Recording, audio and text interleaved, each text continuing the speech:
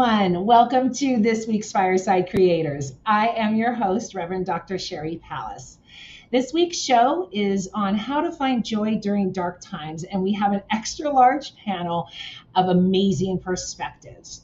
If you are watching on YouTube, please hit that like and subscribe. If you are on Facebook, register with StreamYard so we can see your name when you comment or have a question. Please keep all comments and questions related to the show topic, and remember, this is a safe space. I want to give a shout out to our top sponsors. Ruth, Kirsten, Michelle, Ray, Heidi, you all rock and enable the show to go on.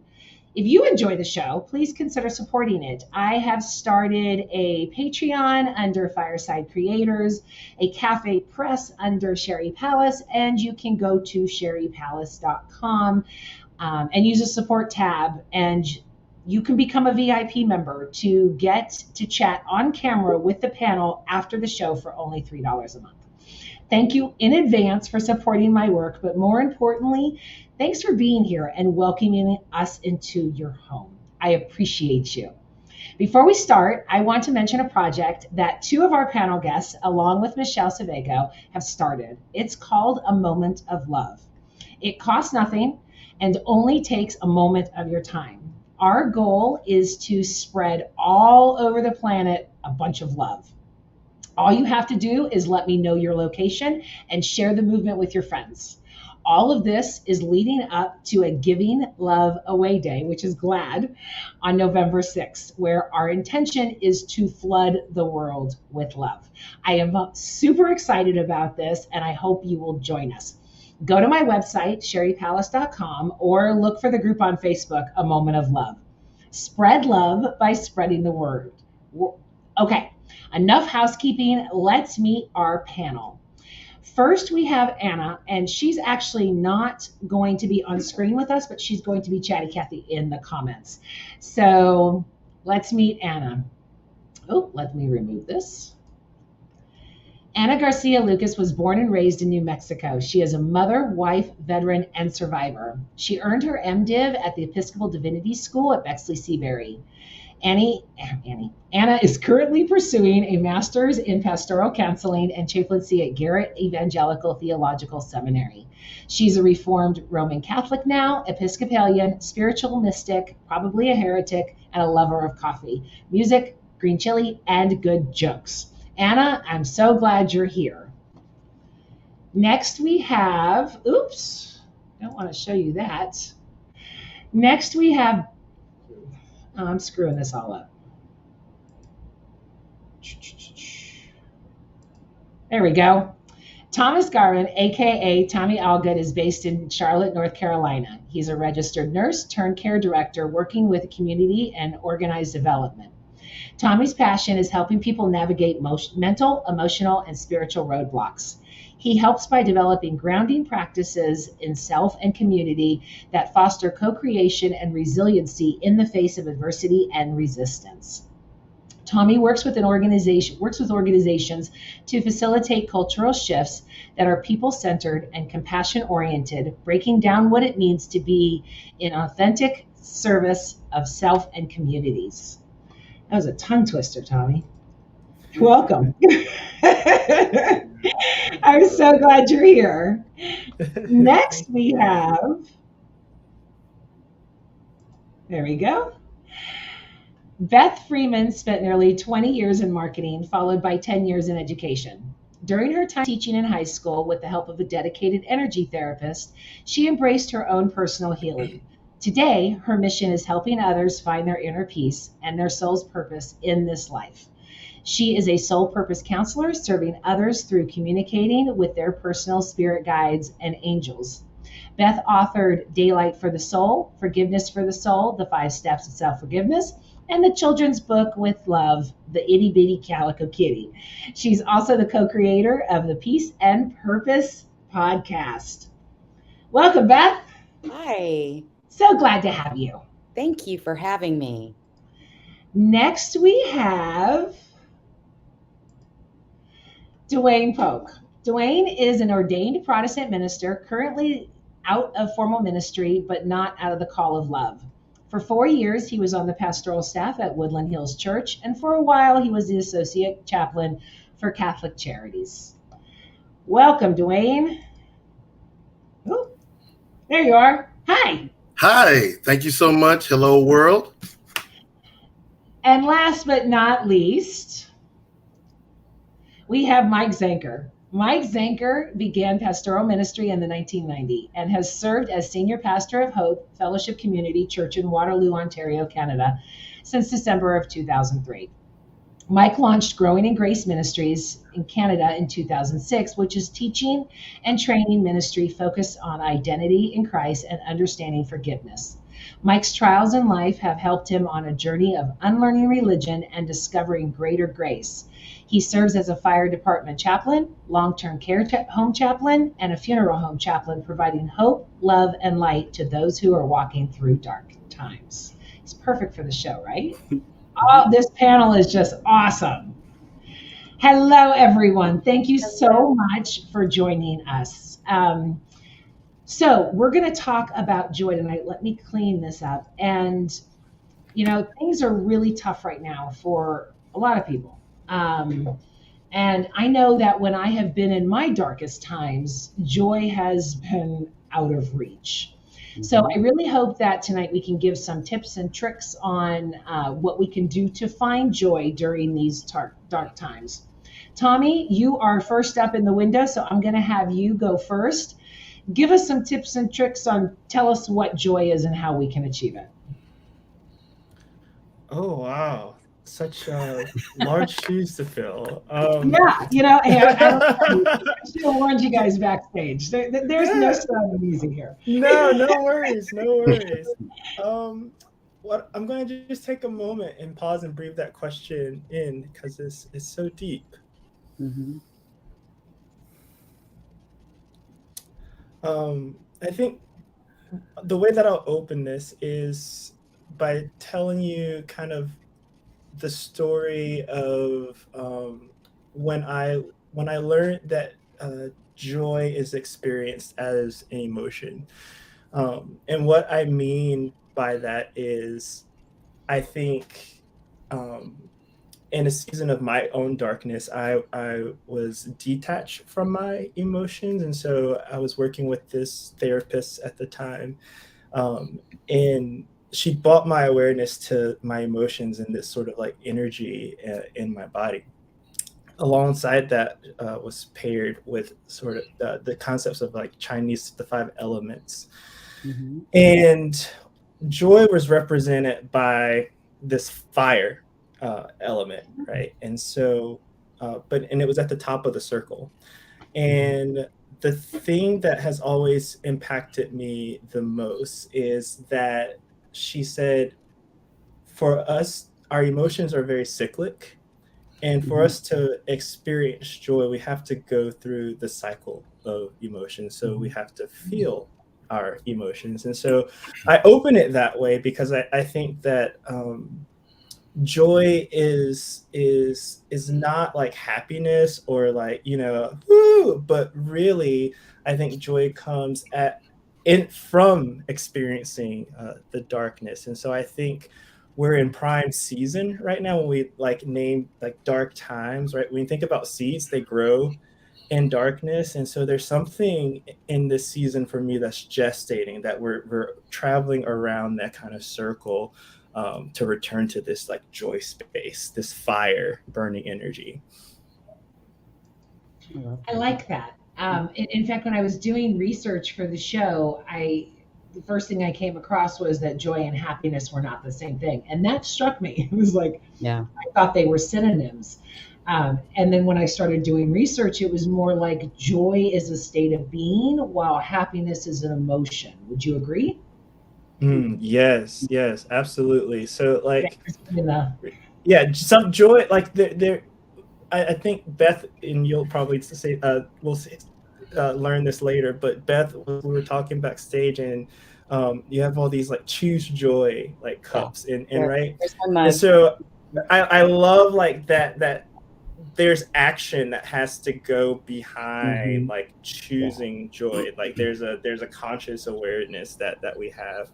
And I think like anytime we try to describe what joy is, like it's like grasping.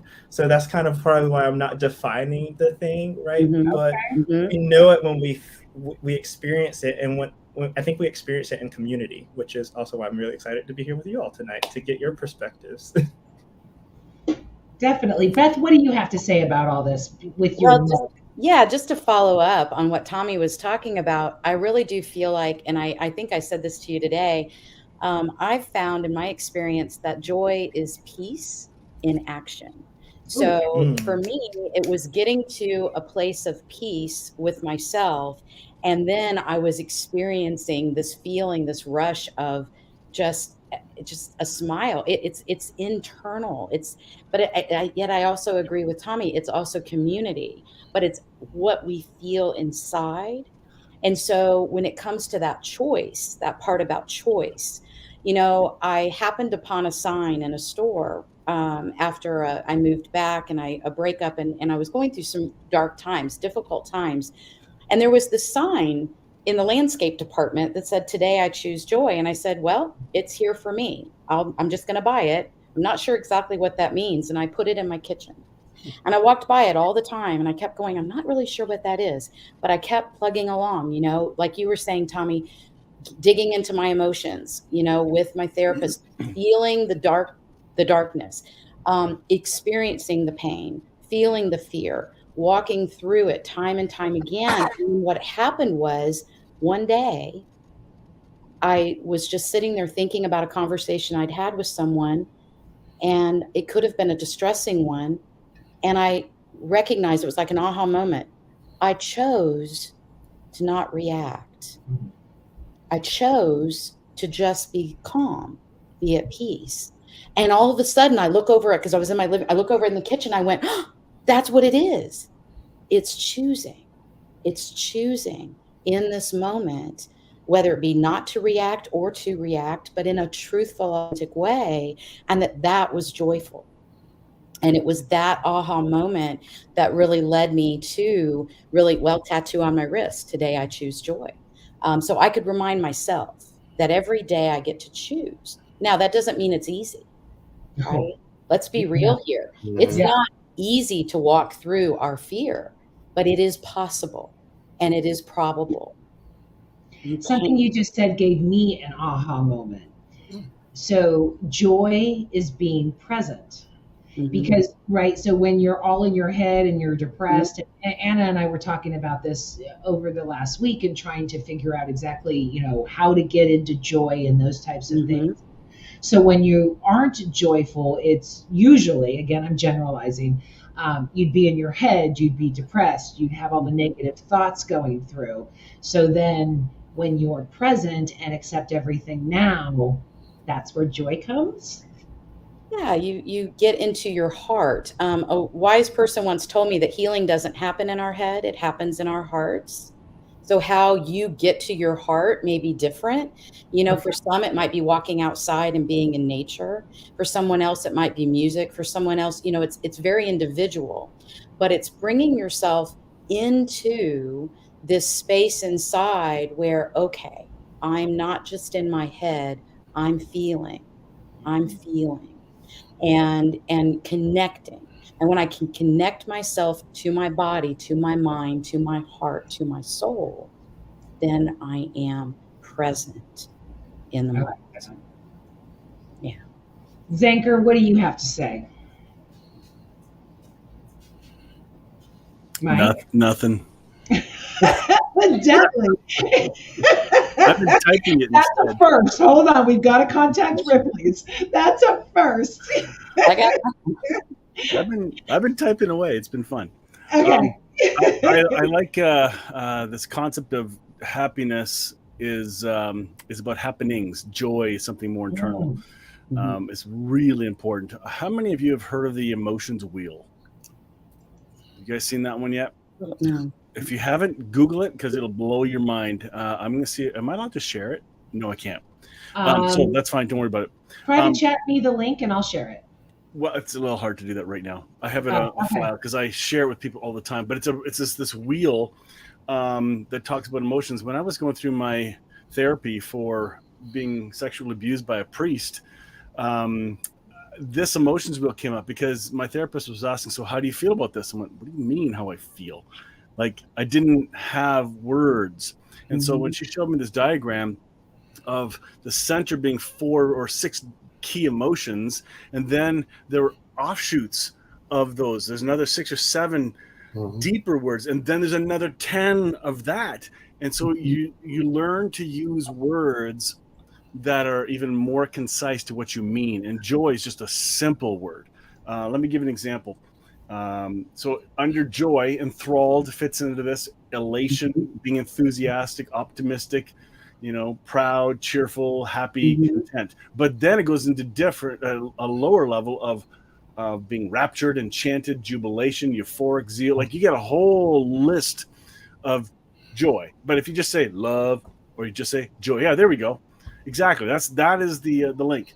But when you start to dig deeper, sometimes you have to begin with the surface because some people don't know how to express emotions, which is why, from what I learned in my counseling, is that we try to find vices because we're afraid to feel. And it can look like addictions, but most of them are vices, especially when it wakes up. And I think that's where joy comes in. Joy is this weird contentment of like you're walking down the street and suddenly you're just smiling. Like, what? I'm not talking about the goofy joy boys, okay? I'm talking about authentic. There's this, wow, what a good day it is. And it comes to you. You don't find it. I don't know. That's kind of where I'm at right now. I'll be interested to see how this conversation goes. I like it. And I am trying to get this wheel up. Google Images will have it right away. I've got it. It's a big circle. A matter of trying to, it won't let me share for some reason. But this is something you should have on file. Oh, nope, wrong one. That's on the psychology one. Okay, find another one. Go to Google. Sorry. It's not the that one's something like that. No, it's a lazy one. Look for the Google Images and look for emotions wheel and boom, you'll see it like right away. There it is, right there. That's the one. That's it. Wow. Yeah, that's it. There you go. Kaboom. Wow. Okay. All right. So look at that. So the link is in the chat, so you guys can all look at this because the font is super small. Yeah, yeah. So yeah, happy, surprised, bad, fearful, and then all of these go off of that. So they're considering joy to be happy. Are you right? saying, Fine for the emotions, but they're two different things in a way. Okay. Because I think happiness is overrated when it comes to, I want you to be happy. No, I'm not sure I want people to be happy because happy is temporary. It's based on the happenings around you. You can still have joy in the middle of really tough stuff. And you don't even have to smile and have joy. Oh, I like that. Dwayne. Well, I mean, I pretty much agree with what everybody has said. I think one of the highlights is everybody said is that joy is much less contingent than happiness. Happiness is contingent on different kinds of happenings in the world, and it's not based on an internal sense. And so I definitely agree with that. I think it's important. You know how joy is in the middle of enjoyment. You know what I mean? So it really does with an aesthetic experience, essentially. And I think that's aesthetic experience is mainly positive and it's kind of internally generated. I think that one thing that's important to understand is there really is a joy or an enjoyment of being itself, not in merely the transcendent sense, but just in our bodily sense. And I'm a person that does meditation, and if you just look at just different kinds of readings about people that do meditation, from Thomas Metzinger to Sam Harris, there really is an implicit sense of joy in just being, just not necessarily being in the self or lost in any kind of narrative, but just being embodied. There's a sense, and I think that connects things. Like when you talk about being in the present, when you talk about, how it's more internal, that's kind of what I think we're talking about, is because not only just perception of beauty outside of us and within us, but also just the experience of the life within us. So that's just talking about the joy of being. Mm-hmm. So personally, I have found that it's been really difficult to have any type of joy when you don't have hope. Like when you're in those really deep parts and things become hopeless. Mm-hmm. And for me, actually, as you said, Dwayne, doing something, enjoyment actually brought back the feeling of joy to say, okay, all is not helpless, all is not hopeless, but again, getting out of my head, getting out of that depressive state, the environment and all of that, it was almost like the sun came in. But Sherry, what exactly did you do? I'm going to guess you did not do something for yourself. You did something for someone else. There was an other-centeredness instead of self-centeredness. I think that probably brings some hope and joy too. Yeah. Like, it's okay, self-care. I'm not talking about self-care. Yeah. Self-care is great. But when it comes to doing something different, it's usually other-centered. Oh my God, you should. If anyone could have videotaped me in my living room yesterday when the moment of love. TMI. I was dancing. I mean, talk about full of joy, and that is all about giving. It's all about spreading love. And I mean, my landlord showed up, and I was like, "Oh my God!" I mean, pure joy running through my body, and it benefits me in no way.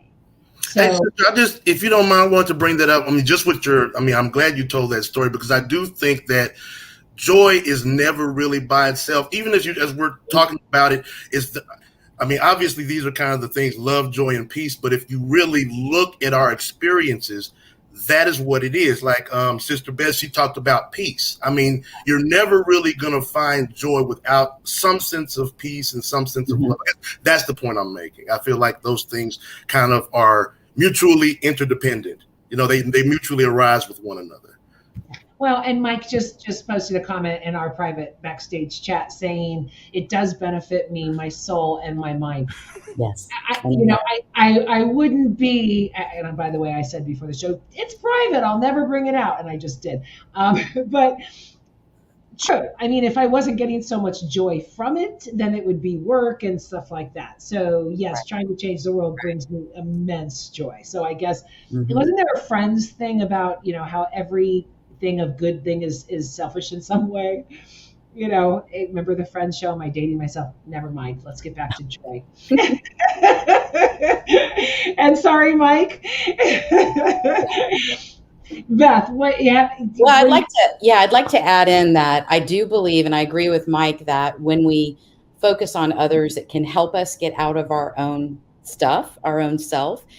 I also am really a firm believer in not using the term self-centered, but using the term centered on self. That we cannot heal without centering on ourselves. So I feel like there's a time and a place and moments where we are there for others. However, I do believe that we must be there for ourselves first. Can you kind of compare those two? Because I think that's critical. Yeah. When you say that, Mike, what do you mean? Compare self-centered versus centered on self?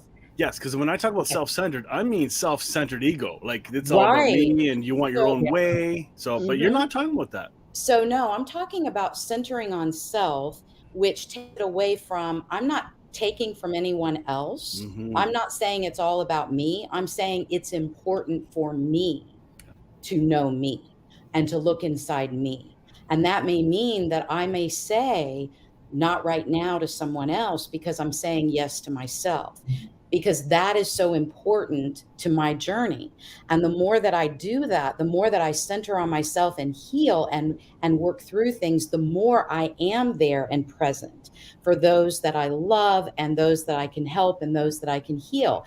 And so it's so important it's really about recognizing that we simply cannot give from an empty vessel. And it's so important that we, because we are taught, don't be selfish, don't be selfish, don't be selfish. And I'm sitting here going, however, we have to center on self. We have to give ourselves what we want to give to others. And then we're not out there looking for it from someone else either. It's within us. And so that, I think, Mike, did that really give you the difference? It's Oh, yeah. just, yeah, it's But centering. I just know on people are ourselves. listening that may not know the difference. So I'm Thank glad you you. said it like that. Yeah. And I just had this conversation with someone this week about the differences, and I posed it as selfishness is putting your wants over someone's needs.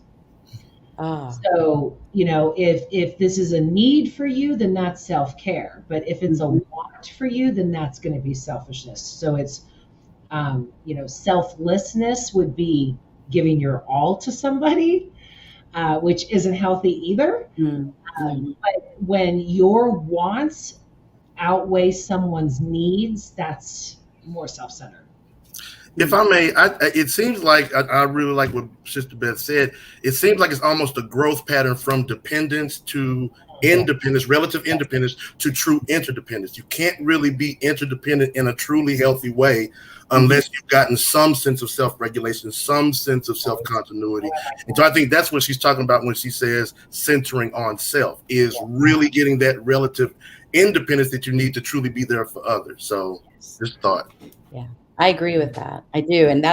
And Sherry, to your point, I think that it's, wants and needs. I kind of look at it like this. I think back to my psychology class in college, Maslow's hierarchy of needs. Really, we need food, water, shelter, companionship. I mean, there's certain things that we need.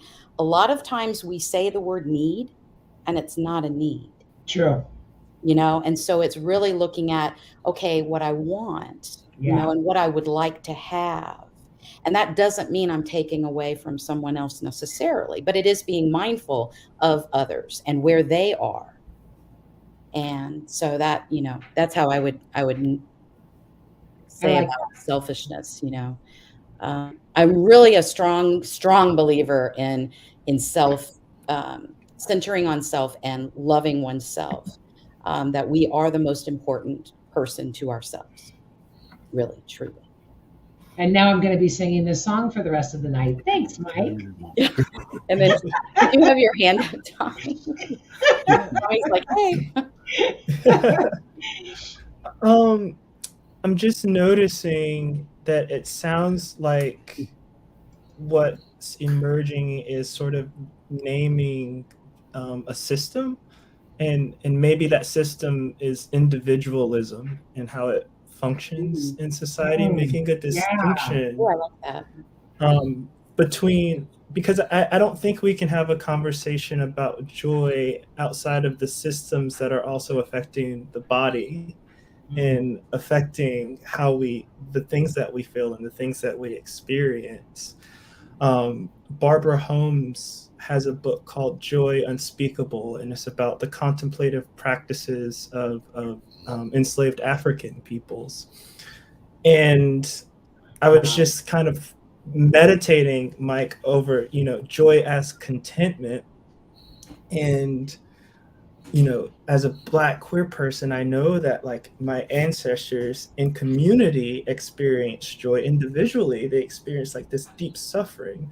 And so I question, like, is joy a contentment? I do believe, and I think it's fueled by. I don't think it is it. So it's just an element, it's a sliver. It's like that diagram. It's just one of the parts.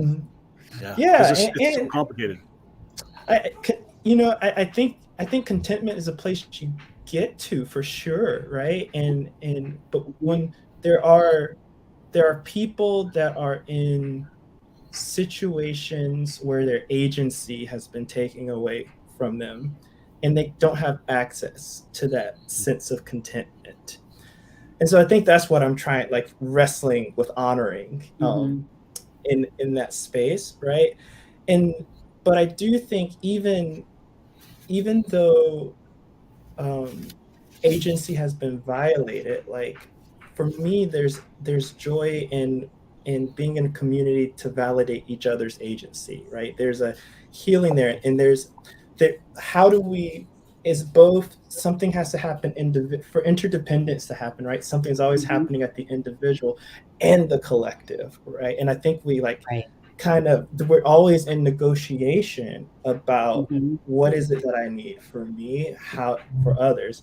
I think the thing that we haven't named yet is that practice of gratitude, and how do we Yes. position our posture to be great, to be present Mhm. to the things that we do have agency over, the things that we can enjoy or take delight in, right? The moments of breath, starting at something accessible for everybody. Mhm. And so I was just wanting to kind of complicate the conversation with a little bit of that. No, I absolutely love that. In fact, I wanted to go, amen, Yeah. because when I started doing my gratitude list, really switching my mentality from I have lost everything to this is what I'm grateful for, that's Mhm. when the joy started coming back. That's when I could pull myself out of that. Mhm. I'm so glad you mentioned gratitude. Yeah. As I'm looking on this, is it on your list, Mike? But yeah, gratitude's huge. Wouldn't you all agree? Yeah. Real quick, I would just say I don't think we can actually be in a place of fear or negative emotion when we are truly grateful. In that Boom. moment, Boom. Mic drop. so that's how I teach others to move away from fear when they're having an overwhelming Mhm. feeling, is if you can think of one true piece of gratitude, and in that moment it may not be, oh, I'm so grateful that, the world is beautiful, whatever. No, this is, I'm grateful that I am sitting here and I have a cup of coffee and nobody's talking to me. I mean, it has to be a true Mhm. gratitude moment. It Mhm. doesn't have to be huge and philosophical. It can be Right. just, I'm grateful.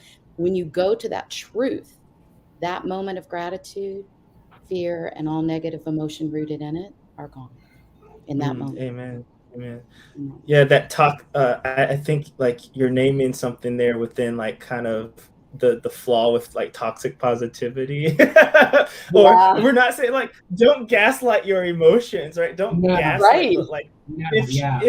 if it's shit, like I think part of getting to gratitude is acknowledging what is, having Yeah. what is affirmed, right? And Yeah. and until those things happen, Mhm. whether that happens for you or in community with somebody, right? We're stuck in that. Can somebody see me? Somebody who will see me? Who will come and help me? Right? Yeah. A point I just thought of is, especially for just, most kind of modernized societies. I mean, we're so used to having everything that we want at our fingertips. And it kind of goes back to like, sometimes a magnitude of loss is the only thing that can get you to really think about what's important enough and really get you into a deep sense Mhm. of gratitude. I just know in my life, there are certain things that have happened, certain losses that I've had. And of course, I didn't like the loss itself, but Mhm. there was always something revealed that I was intensely grateful for that I didn't even perceive before I had that experience that was really dark and, kind of messed up. So I Mhm. think that's kind of what's interesting, is because even though joy is internal, sometimes it takes painful situations to Mhm. break off all the false things that we were getting life from for us to actually feel that joy. Does that make sense? Yes. Hmm. Mhm. I'm clapping. Yes. Yeah. Well, Absolutely. and for me, what that triggers is kind of what having to identify what is causing us the suffering, right? What are the rhythms or the patterns that we're Mhm. in? Usually, if we're not experiencing something, there's a pattern to it. And so when you named having to go through something, I think Mhm. that's a part of the journey. Like concretely, what are the patterns of behaviors, and what is my attention focused on? Like what you pay attention. Adrienne Marie Brown says, "What you pay attention to grows." So, what are the things that we are paying attention to? We can we can just as easily say, "Yes, these are dark times," and then compare that to another time in it's that perspective, right? And Mhm. so I think sometimes we're in transition, we're in growth, we're in movement, and it's uncomfortable. Mm-hmm. And the story becomes, this is dark, but is it? Right. And I think we have, like, joy is recognizing the power that we have within to change that narrative. To choose, to choose. Mm-hmm. I think a lot of people, and I'm definitely was one of them, look for joy in material things. Like I look back on my life 5-6 years ago, and to the rest of the world, I had it all, right? I lived on the water. There was dolphins in my backyard. I had a boat. I was in a relationship. I mean, everything looked grand. Mm-hmm. Now I'm in a 1-bedroom apartment in North Hollywood with meth heads and homeless people in my backyard. Looking at the two of them, you would assume that I was so much more joyful on the water, and I wasn't. Right. Being able to put things into perspective, being able to live what I believe is my purpose, being able to help people every day brings me so much more joy than everything I tried to buy in order to give it to me. Can I ask you, like, what made you realize that? It's been a process. I mean, it's been a long process, and it's been the ups and downs, and a lot of it has been, screaming into the universe. I gave up everything. Yeah. And then realizing that, again, they were material things. So what did I really give up? What did I gain? In speaking with my therapist, the huge breakthrough was during those times, I used to beat up a tree. I had a bat that I needed to go beat up a tree because I was so upset. Mm-hmm. And now I sit with trees. So, I mean, it's a total different thing where the joy was being sucked out of my life by capitalism, my career, the bills that were due, trying to keep up with everything. Now I'm more content. Now I'm more purposeful. Now I'm more present. Yeah. You named it, the capitalism in the material. Like, it's not bad to want things, but going back to when I mentioned earlier, I think we have to name the systems.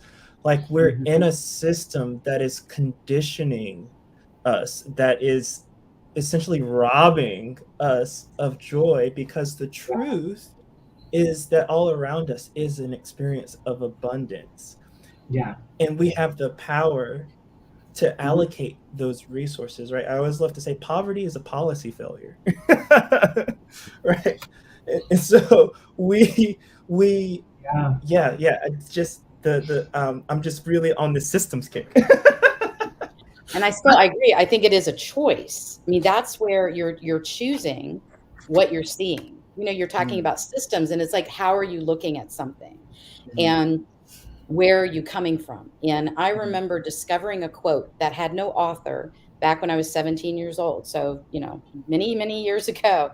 It said, one ceases to recognize the significance of mountain peaks if they are not viewed occasionally from the deepest valleys. And I don't know who wrote it. It gave me goosebumps. And it was, and at 17, I read that and I went, wow. Because at 17, I had already been through a lot of shit. I had already been through a lot of fear, a lot of abuse. And it was, oh my gosh, okay. So now I'm going to get a chance to see mountain peaks. That's what I'd like, Yeah.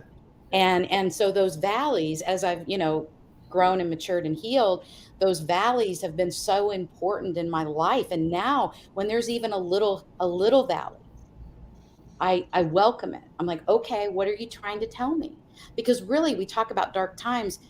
Our dark emotions, those negative emotions, there are messengers. A lot of times there are inner children saying, hey, listen to me. I'm still hurting. Be there, come on. And so looking at it like that, and then recognizing how much appreciation you have for those moments. And it's like, Sherry, like you said, dolphins, water, absolutely beautiful, but not if you're in a miserable, unhappy marriage, or you're in an abusive relationship, or you're, put material things over your own children, whatever the situation is. So I do feel like there's so much in that, recognizing how important those valleys are in our lives. And Dwayne, you had mentioned that earlier. It's so important to be in those valleys and know that you can look up, and that there is hope. And a Facebook user a few moments ago mentioned hope. I've seen hope kind of scroll across the screen a couple times tonight. And how do you have hope when you're in the midst of that? And someone else can answer that question for me. But how do we have hope, for finding joy when we're in the middle of that pain? Well, I could say, just an answer for that question, you know how there's this kind of stage with Eric Erickson, the beginning stage, trust versus mistrust, and it really deals with your environment. I mean, sometimes what I have to do is I have to make sure I understand, there is joy and beauty to be found in the world. If I don't see it, that is because of where I am right now. That's because of my perception. But there is something that is aesthetically beautiful, or there is definitely an inner joy that I can experience. Like, I have to kind of understand that that's bedrock possible, rather than I'm trying to look for something. I don't know if it's there, but I'm going to look for it anyway. No, it's more comforting for me to understand. No, it is there. This world is a beautiful place. This world does have things that you can really transcend the self through. And there is a possibility of having that inner peace. If you don't have it, it's because of the state of your mind and your circumstance. So that kind of gives, to me, that's a little hope, because as far as, okay, there is somewhere to go. You know what I mean? It'd be one thing if I'm leaping into the great unknown, but no, there really is somewhere to go. I just need to open myself, do whatever work I need to do so I can achieve those things. For me, it was literally going outside. The dark house made my dark emotions more prominent. Just being out with a friend. In fact, quick anecdote. We were actually at the beach, and I was talking to my girlfriend and saying, I just need to find some hope. I've been looking everywhere. I just need to find some hope. And this woman walks up and tells me that her name is Sherry, and she just came to the area, and that she was looking for hope and she found it. And it was like, I was just saying the same thing. It's out there. We're all looking for it. And I think that Anna's question here is a good one, because how do we find it when we are in that dark thing? My mind never said go outside. My mind never said find joy. People had to come to me and say, you need to do this. We need to get you out of the house. We need to get you to do something, because you're spiraling in this depression. And like I said, not until I could get out did I go, okay, there is hope out here. Yes. How does someone in that hole find that hope, or even to crawl out of it enough to even look for it? I think it might, I want to answer that question. I think it might tie to this Facebook user question. It says, sometimes in the crisis is not the time for hope. The hurting individual may not have the capacity to hear any of that wisdom. Yes. And I think the reason that ties together is the way that we crawl out of there is usually somebody else is free enough of their issues to crawl in the situation and just be with us. Not try to fix anything, not try to be like, oh, you know what, you ought to have joy, but just to sit with you in the mess, because they have their joy internally, right? So I just want to say, I do agree with the person. Like, sometimes it is not the time, there's a time and place for everything. It is not the time to just kind of say, hey, hope is on the way. Sometimes you just have to sit in the ashes with the person. But your inner sense of hope empowers you to go in there and do that with them. So I guess what I'm saying, Sister Sherry, is the way that we can promote that is to the degree that we have that hope, sit in the state of hopelessness with other people without trying to force hope on them. And then maybe they can over time be healed by the hope that we have. My God. Absolutely love that. Yeah. Mike, you raised your hand. Yeah, I see this stuff happen at funerals all the time. And after 32 years of doing this stuff, people ask questions, right in the heat of all their crap, heat of the grief. Well, if you've looked at any grief charts, sure, there's 5 stages, maybe there's 7, and they don't go in order. When people ask the big questions, why or whatever, and then you get religious people who are the worst, giving the stupid trite answers and, throw a Bible verse or a meme at them of that should fix it. I tell you, when they're hurting like that, and when they ask me questions as an officiant or celebrant, I usually say, let's talk about this after the funeral. Right now, you got to focus on your grief. You got to focus on saying goodbye. This is part of the process. Right. Any answer I give you, you're not going to be able to handle right now, and you're not in a state of mind to be even able to process this. So, there's so many variables to this. So, yeah, I was just keeping us under the umbrella of hope. I was just noticing kind of the themes around loneliness, and despair. And I love the words of Mirame Kaba, who is a modern day abolitionist. She says that hope is a discipline. And so instead of having hope, we practice hope. And we practice hope when we imagine a different world is possible, and we start to put that into place with our actions. We practice hope when we raise our hand and say, hey, I need help, and trust that someone will reach out and grab it, right? We practice hope through this death and resurrection process. Some things need to die so other things can reborn. Like, it is this returning kind of to this cycle thing. And so the systems, our jobs, the pain will keep us so occupied and so busy and on the hamster wheel.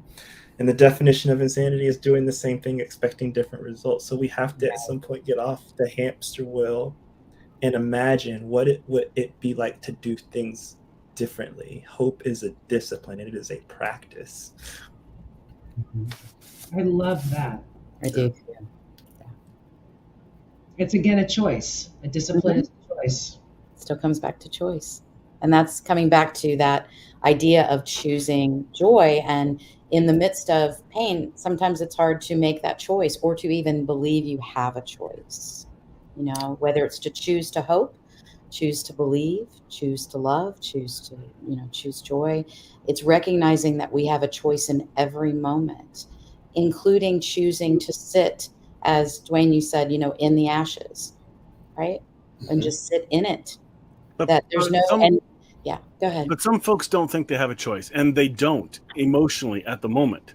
So maybe this is where love comes in, and love sits in the ashes, sits with them, not trying to give all the answers. Right. And they are the representative of hope sitting there quietly. So hope can come in different forms. Yeah. It's not always a choice, because I think hope comes to you. And it's awakened. It's because it's there, right? That's a thought, just a thought. No, I agree. I agree, Mike, because it's one thing to say it on the other side of something, like, choose, right? Yeah. There was a time in my life I did not know. I would say I felt like I had zero choice. I believe that. I thought, because I heard part of your story there. Yep. Many times. So I agree. And it really is, even speaking, Tommy, when you mentioned toxic positivity, I want to touch on that, because that's something I'm trying to be more mindful of, is not getting caught up in saying, hey, it's, do this. That's all you have to do, when it takes work. Yes. It is not a snap of the fingers and everything is different. It does take work, and it takes a commitment to yourself to do it, and it's not easy. And so I think we're trying to, come up with, I remember at the very beginning, Sherry, you said tips, how can you move into joy? And it's a process. So speaking to systems, it's a process.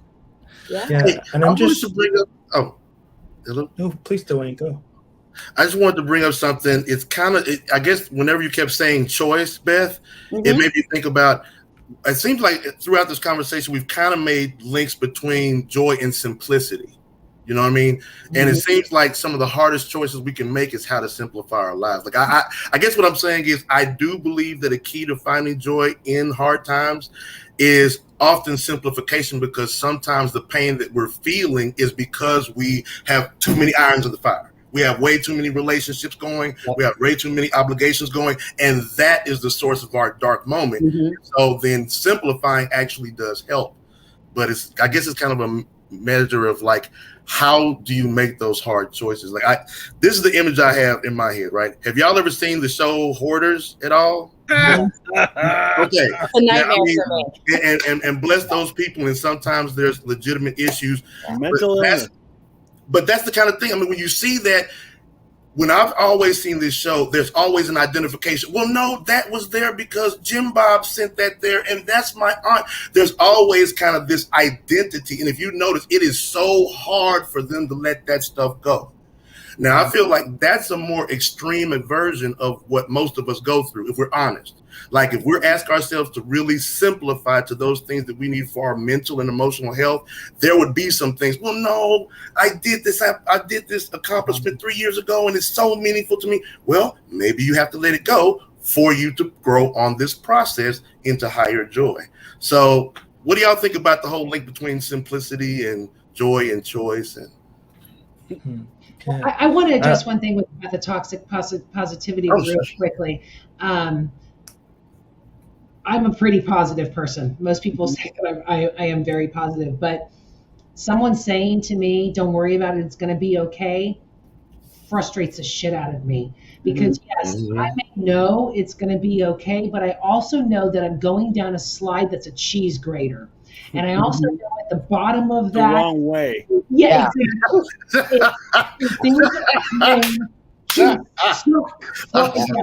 It's gonna be okay, and that's But one of the things a good friend of mine said to when I was diagnosed with cancer was embrace the suck. Mm-hmm. And when things got really bad, it was like, okay, and embracing the suck for me gave me a point to go, okay, this will end. Embracing the positivity made me feel like a liar because I had nothing to be positive about at that point. Because it wasn't authentic at that time. It wasn't authentic. But embracing the suck and going, okay, it made it temporary. And that actually, I think, helped me with a little bit of hope and joy in the long run, too, because it was like, okay, sucks right now, but it will be better. It will be better. Yeah. Let's go back to the simplistic. Sorry. No, I love that, and I think they tie so beautifully together. What's coming up for me is, I love how you started to mention, Dwayne, about identity there, right? And so much, we have to at times ask ourselves, when am I going to cultivate a new identity? Or when will I heal the parts of this identity that I'm, identifying or bumping up against? And then thinking about, Beth, what you said about choice and not have, I think about trauma. And in trauma, we go into our flight or fight response. And we can't come out of that to make other choices until we know that we're safe. So which then Sister Sherry, brings me to like this action about spreading love, like the Glad Day. Like love is an action word. That's we're setting ourselves up to meet people in a space to be able to say, hey, I see you.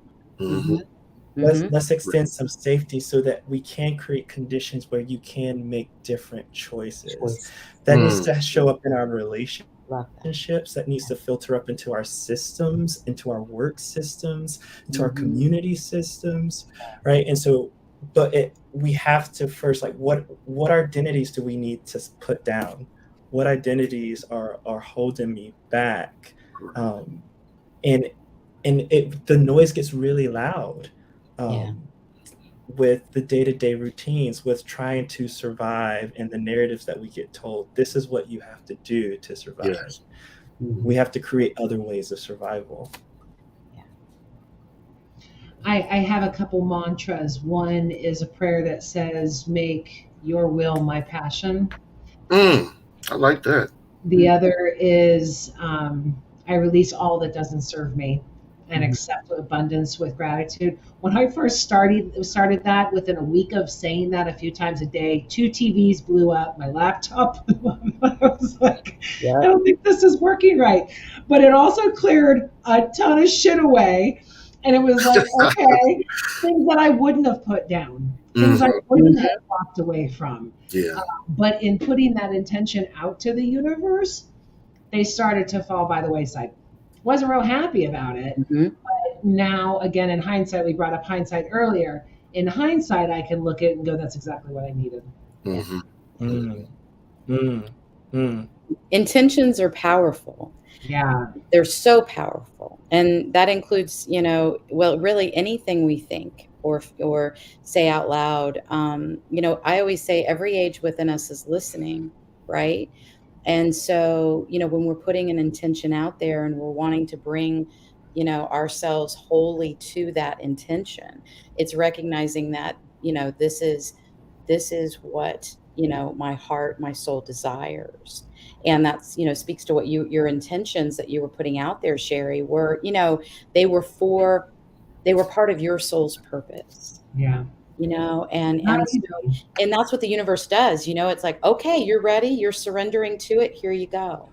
Careful what you ask for. Do you think sometimes that some of the crises that come our way are not put onto us per se, but yet it's an opportunity to recognize or realize or awaken to a way of thinking that is not a reaction, that it's we need to learn to respond as in pre-plan, because right now our world, everybody's just reacting to everybody. You go through a roundabout, everybody reacts, driving illustrations, oh my goodness, we react. I know how Sherry reacts. But anyway, when it comes to those reactions, the more crisis that kind of comes in our lives, we begin to see, wait a minute, there are other options. We don't have to just react, and that we can we need to realize that life isn't about us.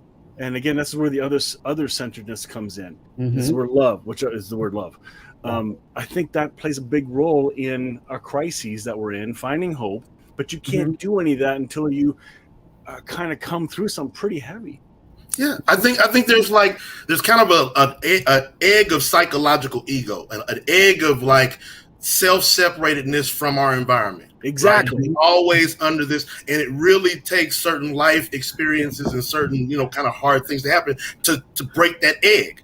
To realize, wait, there's something outside of myself. There's something outside of my perspective. Yep. Like literally, we understand that kids, they start off very egocentric, but we're supposed to mature and grow. But that takes a lot of hard times we see kids go through. So obviously it's that same way lifelong. We just don't see it that way. Yeah. I told you Mike has the jokes.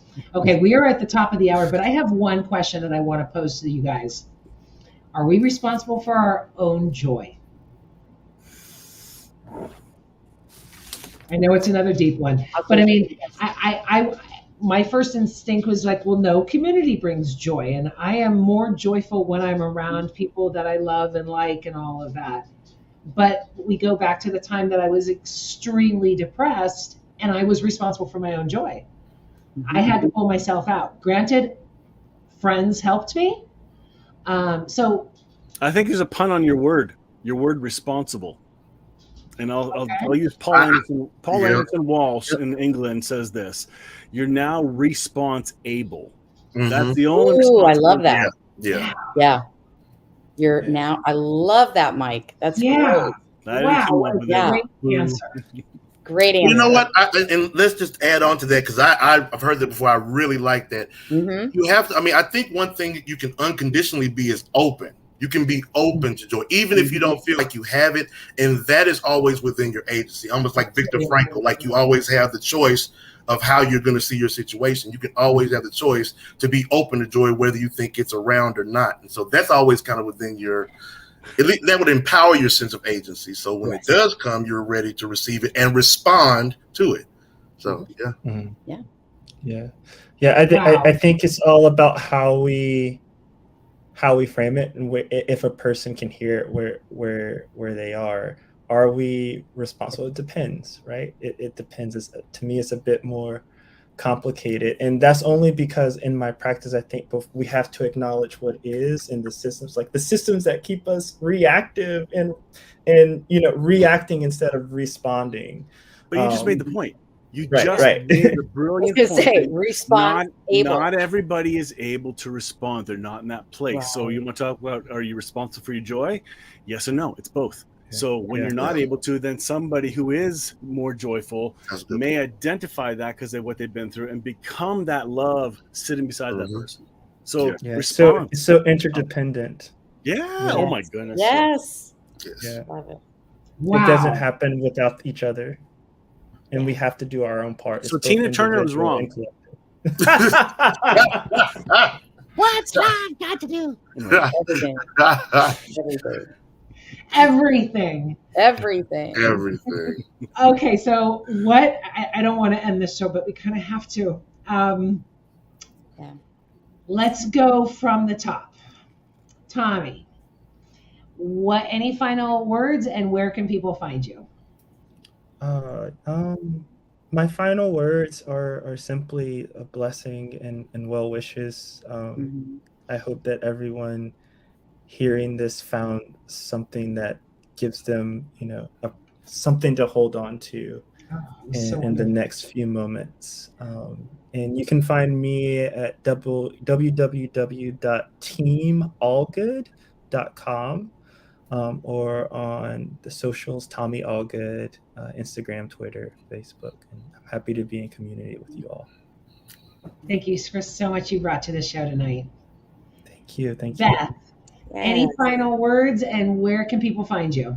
Final words is just joy is not just possible, it's probable. I believe in you, and together we can do so much. Together we can heal. Together we love. And I know no matter how much you're hurting, no matter how much pain you are in, that